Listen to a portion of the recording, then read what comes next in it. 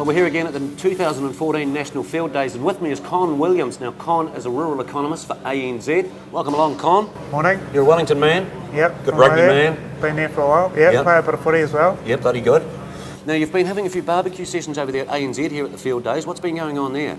Well, we've been talking about the dairy sector and the red meat sector, kind of getting a panel of experts there and talking about the issues of today, I suppose. And in the red meat sector, it's kind of how do you boost profitability for the longer tail there in terms of farm performance, and talking about new technology that's coming through, or new forages such as plantain and pasture to boost lamb finishing, beef finishing, through to in the dairy sector a lot more probably focus on sustainability and the environment. Part of that's the regulation that you're starting to see come through, but there's also a strong focus on technology and how that can boost productivity.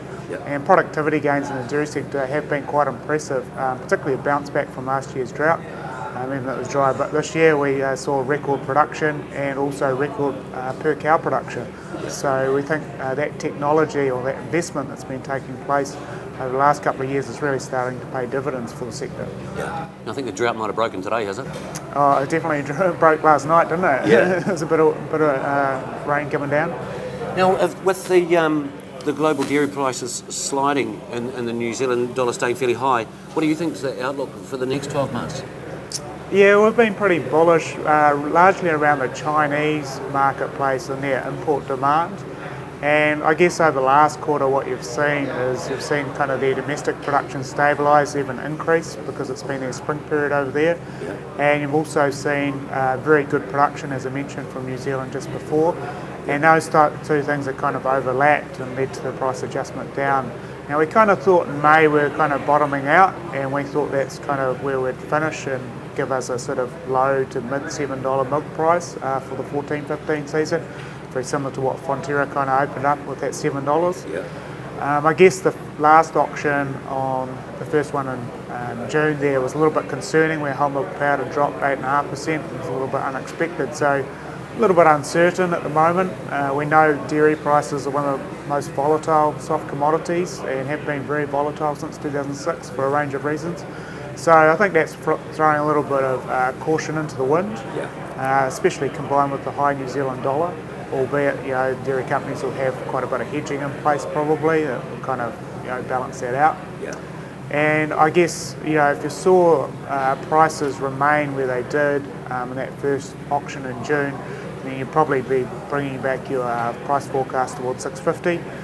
But we're never going to hang our hat on one auction, so we'd need to see that for the next couple of auctions before we change our forecast at this stage. Yeah. We are very bullish China's import demands, and there's several reasons for that. One, the reduction in their cow numbers last year because of disease issues, poor profitability issues.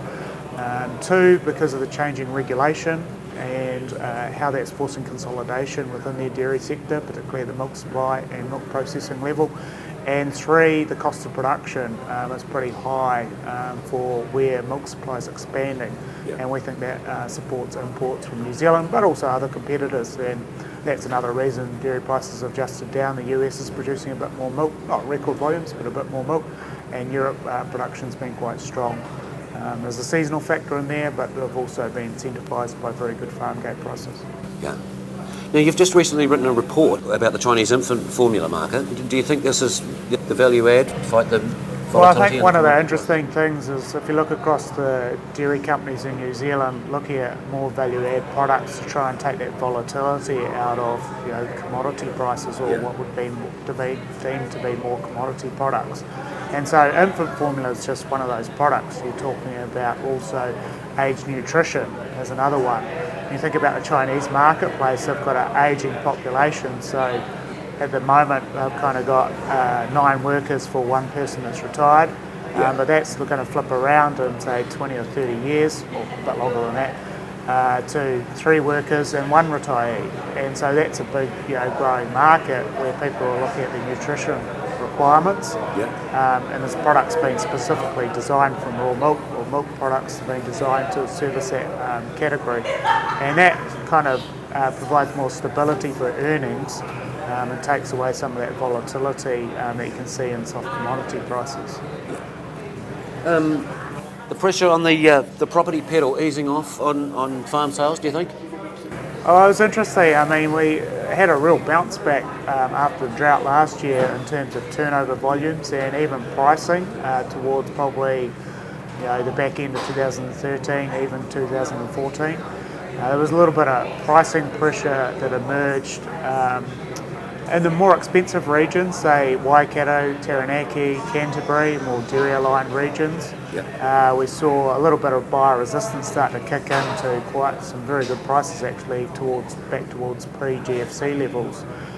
So I think pricing pressure's come off a little bit as the realisation of probably higher interest rates are going to come through this coming season, a bit lower milk price, and also things like new regulation coming in through nutrient limits, through to we've got election around just around in September, and the Green Party's proposing a carbon tax. So there's a lot of regulatory, environmental risk, I suppose, around some of those policy and what that might mean for farm earnings, and how that flows through to affordability of land and land prices. Well, thank you very much, Colin. That's right. Been a pleasure to have you here. Yep, mate.